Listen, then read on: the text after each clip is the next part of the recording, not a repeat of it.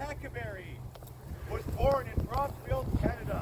He moved to Iowa with his mother and siblings in 1851, and then to Keokuk in 1853. He started a grocery business with his brother-in-law R.S. Van Kuren and Mr. Foreman in 1870.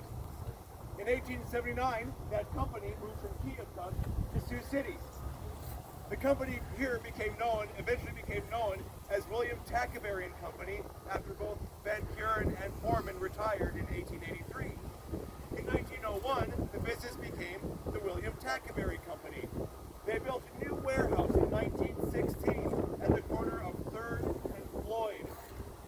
That would later become home to Rob Ross Food Manufacturing.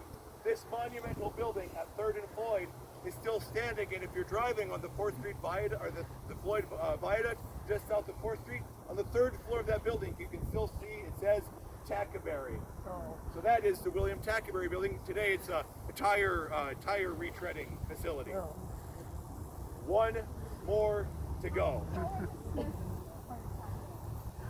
Actually, I don't think they are. I think it's